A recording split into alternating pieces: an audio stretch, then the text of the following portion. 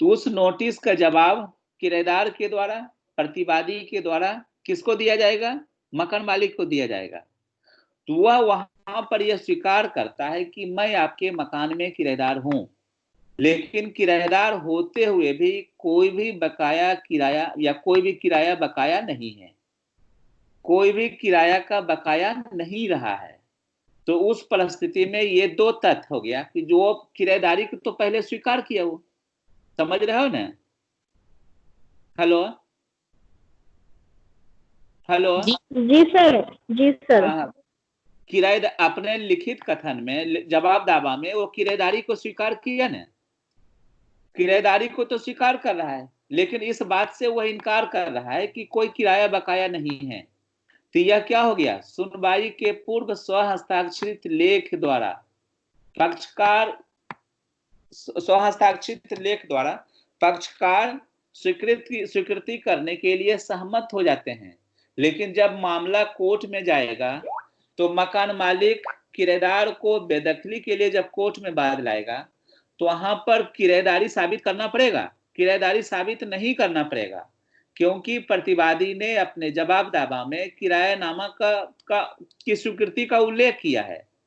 अब कितना किराया होगा, कितना किराया नहीं होगा, किराया दे है कि नहीं दे है, ये एक विवादक तथ्य है, लेकिन किराएदारी विवादक तथ्य नहीं है। भूमि स्वामी तो, भूमि स्वामी मकान मालिक तो बोल ही रहा है कि मेरे मकान में आप किराएदार हो, और किराएदार भी इस बात को स्वीकार कर रहा है कि हाँ मैं आपके मकान में किराएदार हूं। तो एकोमोडेशन कंट्रोल एक्ट लागू करने से पहले हमको सबसे पहले किराएनामा को साबित करना पड़ता है, किराएदारी को साबित करना पड़ेगा। जब तक किराएदारी साबित नहीं होगा तब तक वह किराएदार किराया देने के लिए दायी नहीं होगा। जैसे अब तलाक वाले मामले में अगर पति पत्नी को तलाक दे रहा है या पत्नी पति को तलाक दे रहा है, तो तलाक के लिए एक नोटिस भेजा, और नोटिस में पति और पत्नी दोनों यह स्वीकार करता है कि भाई हमारे और आपके बीच वैवाहिक संबंध हैं। अब वैवाहिक जब संबंध लिखित में वो स्वीकार किया है तो ऐसे विवाह वाले संबंध को अब कोर्ट में साबित किया जा सकता है, तो कोर्ट में साबित नहीं किया जा सकता है। तो लिखा है जहां पर वाद के पक्षकार या उसके अभिकर्ता या तो सुनवाई पर स्वीकार कर लेते हैं या सुनवाई के पूर्व स्वहस्ताक्षरित लेख द्वारा तथ्यों को स्वीकार कर लेते हैं।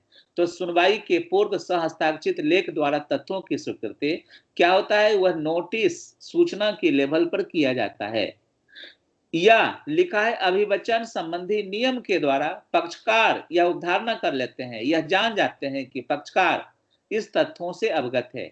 जब वादी जो है बात पत्र के माध्यम से कोर्ट में प्रतिवादी के विरुद्ध बात पेश किया, और जब प्रतिवादी का उसका जवाब दावा आता है तो आदेश 8 नियम 5, आदेश 8 और नियम 5 के अधीन प्रतिवादी उसका जवाब देगा। तो जवाब देने में या तथ्यों को विनिर्दिष्ट रूप से स्वीकार करेगा या तथ्यों को विनिर्दिष्ट रूप से क्या करेगा? अस्वीकार करेगा। यह आदेश 12 नियम 1 से 9 तक में जो तथ्यों की स्वीकृति के बारे में उल्लेख किया गया है, तो यह अभिवचन संबंधी नियमों के अंतर्गत अगर न्यायालय को लगता है कि पक्षकार ने अपने अभिवचन से, बात पत्र के माध्यम से, लिखित कथन के माध्यम से तथ्यों की स्वीकृति दिया है, तो जो तथ्य अभिवचन के माध्यम से तथ्यों की स्वीकृति के श्रेणी में आ रहा है, तो धारा 58 बोलती है कि साबित स्वीकृत तथ्यों को साबित करने की आवश्यकता नहीं है। तो लिखा है स्वीकृत तथ्यों को साबित करना आवश्यक नहीं है, मतलब ऐसे तथ्य जिन्हें वाद के पक्षकार या उसके अभिकर्ता सुनवाई पर स्वीकार करने के लिए सहमत हो जाते हैं या सुनवाई के पूर्व किसी सहस्ताक्षरित लेख द्वारा स्वीकार कर लेते हैं या अभिवचन संबंधी नियमों के द्वारा न्यायालय यह जान जाता है, पता लगा लेता है कि पक्षकार संबंधित तथ्यों की स्वीकृति किए हैं, तो ऐसे तथ्यों को कोर्ट में साबित करना आवश्यक नहीं है। आया समझ में? हेलो जी सर। हाँ हाँ। आप इसको आप चाहोगे तो भैया इसको इनडायरेक्ट में हम सीआरपीसी की धारा 294 भी अब इस्तेमाल कर सकते हैं। लिखा है कुछ दस्तावेजों का औपचारिक सबूत आवश्यक नहीं है, सीआरपीसी की धारा 294। तो 294 क्या है कि जब कोई भी दस्तावेज, जब मान ले क्रिमिनल केस में कोई अपराध घटित हुआ और अपराध किसी दुर्घटना घटना से जुड़ा हुआ है, तो उस परिस्थिति में उसका जो पीएम रिपोर्ट आते हैं, तो जब पीएम रिपोर्ट को दोनों पक्षकार वह स्वीकार कर लेते हैं, तो पीएम रिपोर्ट को साबित करने की आवश्यकता होगी? नहीं आवश्यकता होगी। मतलब जब दोनों पक्षकार सुनवाई पर स्वीकार करने के लिए सहमत हो जाते हैं, तो वहां पर सीआरपीसी धारा 294 बोलती है कि कुछ दस्तावेजों का औपचारिक सबूत आवश्यक नहीं है।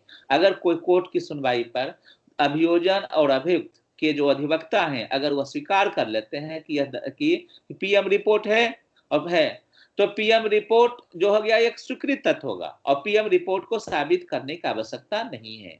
और पीएम रिपोर्ट में अंतर्विष्ट कथन कब ग्राह्य होगा, कब ग्राह्य नहीं होगा, ये अलग चीज है। लेकिन वह दस्तावेज क्या हो गया? वह दस्तावेज हो गया एक स्वीकृत तथ्य हो गया कि पक्षकार आपस में स्वीकार कर लिए हैं। तो कुछ दस्तावेजों का औपचारिक सबूत आवश्यक नहीं है। लेकिन इसके बाद भी अगर न्यायालय को लगता है, न्याय के हित में आवश्यक लगता है कि स्वीकृत तथ्यों को भी अन्यथा साक्ष्य के द्वारा साबित किया जाना चाहिए, तो धारा 58 में न्यायालय को एक विवेकाधिकार दिया गया है कि न्यायालय स्वीकृत तथ्यों से संबंधित स्वीकृत तथ्यों के लिए भी संबंधित साक्ष्य की वह मांग कर सकता है। यह न्यायालय का स्विवेकाधिकार है। आप सीआरपीसी पढ़ते हो, सीआरपीसी में 313 का स्पष्टीकरण होते हैं।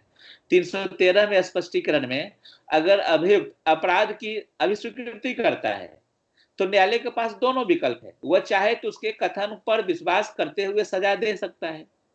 अगर न्यायालय को लगता है कि अभियुक्त ने जो अभिस्वीकृति कर रहा है वह दबाव में कर रहा है, वह प्रलोभन के अधीन कर रहा है, वह उत्प्रेरणा के अधीन कर रहा है, तो उस परिस्थिति में उनके द्वारा जो अभिस्वीकृति किया गया है वह न्यायालय अभिस्वीकृत मानते हुए भी उसमें पर्याप्त सबूत की वह मांग कर सकता है। तो धारा 58 बोलते हैं कि स्वीकृत तथ्यों का साबित किया जाना आवश्यक नहीं है। आया समझ में? हेलो, जी सर। आया समझ में? हाँ, तो धारा 58 एक बार ध्यान से बढ़िया से पढ़ जाए।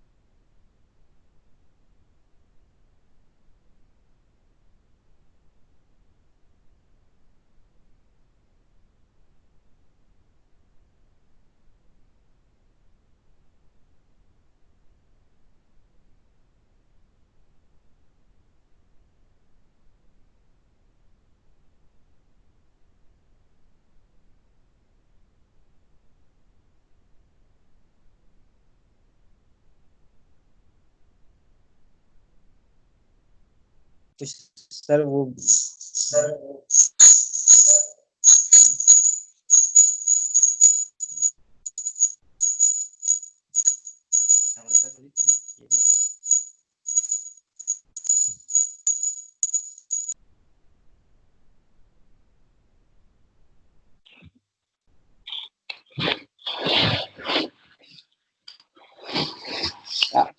तो 58 आ गया समझ में? नहीं? 58 धारा बहुत इंपॉर्टेंस है, खास करके मेंस में बहुत क्वेश्चन पूछते हैं कि स्वीकृत तथ्यों को साबित किया जाना आवश्यक नहीं है। तो सुनवाई के पूर्व और अभिवचन संबंधी नियमों के द्वारा हम स्वीकृत तथ्य का पता लगाते हैं। अब जो तथ्य स्वीकृत हो जाता है वो धारा 58 बोलती है कि ऐसे तथ्यों को साबित करने की आवश्यकता नहीं है। स्वीकृत तथ्य को हम निर्विवादक तथ्य भी बोलते हैं। ऐसे तथ्य जिस पर पक्षकारों के बीच कोई विवाद ना हो, वो क्या हो गया? निर्विवाद तथ्य। 58 में कोई क्वेश्चन है तो पूछ सकते हैं।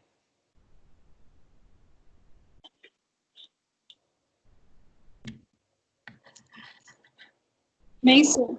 है।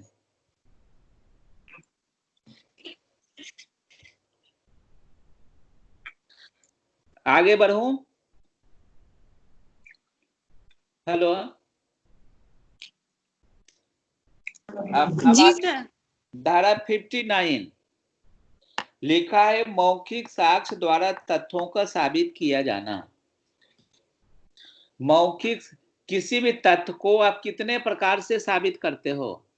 किसी भी तथ्य को कितने प्रकार से साबित किया जा सकता है?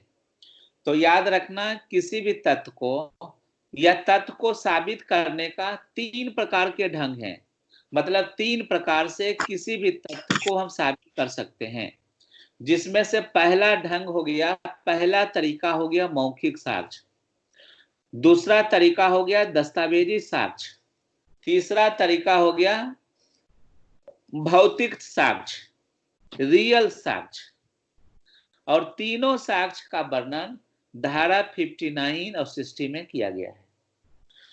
मौखिक साक्ष्य, दस्तावेजी साक्ष्य और भौतिक साक्ष्य, या जिसको बोलते हैं रियल एविडेंस के द्वारा तथ्य को हम साबित कर सकते हैं। मतलब साक्ष्य विधि किसी भी तथ्य को साबित करने के लिए 3 तरीका का उल्लेख करती है।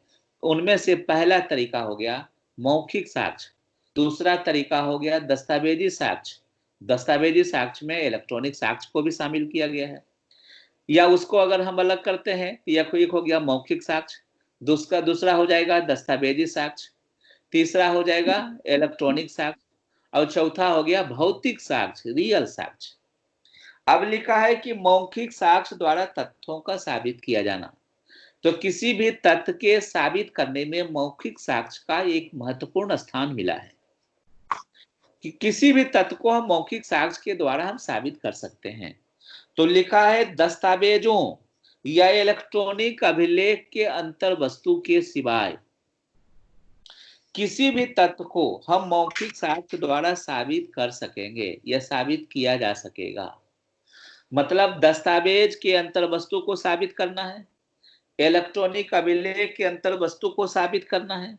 तो लिखा है दस्तावेज और इलेक्ट्रॉनिक अभिलेख के अंतर वस्तु को छोड़कर सभी प्रकार के साक्ष्य हम मौखिक साक्ष्य के द्वारा हम साबित करेंगे। अब सवाल उठता है कि मौखिक साक्ष्य किसको कहेंगे?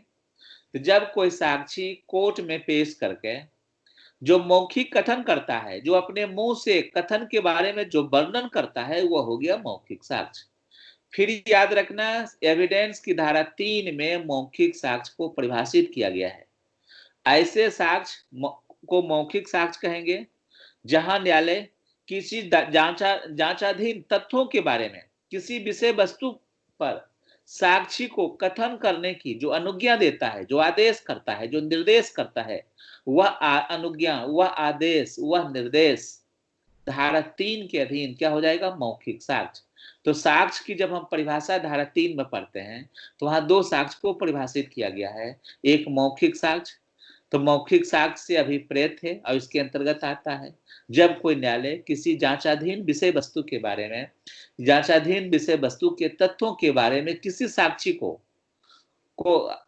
कथन करने के लिए जो आदेशित करता है, जो निर्देश देता है, जो अनुमति देता है, जो अनुज्ञा देता है, वही साक्ष्य क्या माने जाएगा? मौखिक साक्ष्य। तो लिखा है दस्तावेज, इलेक्ट्रॉनिक अभिलेख के अंतर वस्तु के सिवाय सभी साक्ष्य मौखिक साक्ष्य के द्वारा हम साबित करेंगे। अब मेरा प्रश्न है, क्या दस्तावेज के अंतर वस्तु को या क्या इलेक्ट्रॉनिक अभिलेख के अंतर वस्तु को हम मौखिक साक्ष्य के द्वारा हम साबित कर सकते हैं? हेलो, यहां पर लिखा है दस्तावेज और इलेक्ट्रॉनिक अभिलेख के अंतर वस्तु के सिवाय सभी साक्ष्य मौखिक साक्ष्य के द्वारा साबित किया जाएगा। अब मेरा प्रश्न है, क्या दस्तावेज के अंतर वस्तु को या इलेक्ट्रॉनिक अभिलेख के अंतर वस्तु को हम मौखिक साक्ष्य के द्वारा हम साबित कर सकते हैं? ऐसा कहीं प्रावधान है हमारे साक्ष्य विधि में? नहीं सर, दस्तावेज और इलेक्ट्रॉनिक अभिलेख को नहीं कर सकते, बाकी सबको कर सकते हैं उसको छोड़ के। अच्छा, अब कौन बोल रहे हो? वंदना। अच्छा, वंदना बोल रही हो? जी सर। हाँ, देखो याद रखना, इसका भी हमारे साक्ष्य विधि में अपवाद है। Yes sir. मतलब दस्तावेज के अंतर वस्तु और इलेक्ट्रॉनिक अभिलेख के अंतर वस्तु को भी हम मौखिक साक्ष्य के द्वारा साबित कर सकते हैं। समझ रहे हो ना? दस्तावेज के अंतर वस्तु जी जी। और मौखिक, ये दस्तावेज के अंतर वस्तु इलेक्ट्रॉनिक अभिलेख के अंतर वस्तु को भी या मौखिक साक्ष्य के द्वारा हम साबित कर सकते हैं। इसका एक अपवाद है 63 धारा 63 का सब खंड 5। अब 63 पर को देखो, है ना, मतलब दस्तावेज के अंतर वस्तु इलेक्ट्रॉनिक अभिलेख के अंतर वस्तु को यहाँ लिखा है के सिवाय सभी साक्ष्य मौखिक साक्ष्य के द्वारा हम साबित करेंगे। लेकिन इसी का एक अपवादी धारा है कि दस्तावेज के अंतर वस्तु को भी इलेक्ट्रॉनिक अभिलेख के अंतर वस्तु को भी हम मौखिक साक्ष्य के द्वारा हम साबित कर सकते हैं, जिसके लिए उपबंध धारा 63 का सब खंड 5 कि अगर कोई दस्तावेज लिखित रूप में पेश किया या कोई दस्तावेज लिखबद्ध किया गया है तो वह दस्तावेज जिस व्यक्ति के द्वारा लिखा गया, तो लिखते समय उन्होंने अवश्य पढ़ा होगा, तो वह व्यक्ति उस दस्तावेज के अंतर वस्तु के बारे में मौखिक साक्ष्य दे सकते हैं। तो कह सकते हैं कि दुनिया का हर एक चीज, कोई भी तथ्य हो, उस तथ्य को हम मौखिक साक्ष्य के द्वारा हम साबित कर सकते हैं। लेकिन दस्तावेज और इलेक्ट्रॉनिक अभिलेख पर दस्तावेजी साक्ष्य को हम प्राथमिकता देते हैं। धारा 91 और धारा 92 बोलती है कि दस्तावेजी साक्ष्य पर मौखिक साक्ष्य का अपवर्जन, मतलब हम मौखिक साक्ष्य को दस्तावेजी साक्ष्य को साबित करने में हम क्या करते हैं, उसको थोड़ा सा किनारा लगाते हैं, अपवर्जित करते हैं। लेकिन ऐसा प्रतिबंध नहीं है कि दस्तावेज के अंतर वस्तु या इलेक्ट्रॉनिक अभिलेख के अंतर वस्तु को हम मौखिक साक्ष्य के द्वारा हम साबित नहीं करेंगे। अगर कोई व्यक्ति साबित करने से रोकता है तो वहां पर हम ये अधिकार जता सकते हैं कि साक्ष्य विधि की धारा 63(5) हमको ये अधिकार दे रही है, अब कोई व्यक्ति अधिकार को छीन नहीं सकता है। तो लिखा है दस्तावेज या इलेक्ट्रॉनिक अभिलेख के अंतर वस्तु के सिवाय सभी तथ्य मौखिक साक्ष्य के द्वारा साबित किया जाएगा। अब लिखा है धारा 60 मौखिक साक्ष्य प्रत्यक्ष होना चाहिए। मौखिक साक्ष्य को ग्राह्य करने के लिए मौखिक साक्ष्य में कौन सा गुण होना चाहिए? मौखिक साक्ष्य में ग्राह्य कब होगा? मौखिक साक्ष्य में ग्राह्य घोषित कब करेंगे? हेलो,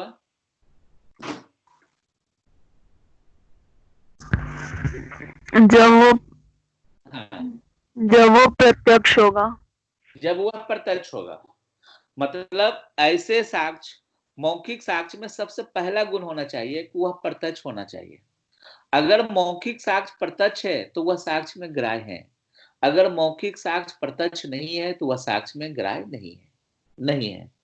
अब लिखा है कि कोई भी साक्ष्य प्रत्यक्ष है तो वह ग्राह्य है, अगर वह साक्ष्य अप्रत्यक्ष है तो वह अग्राह्य है, अगर वह साक्ष्य व्युत्पन्न किया गया है तो वह भी अग्राह्य है, अगर वह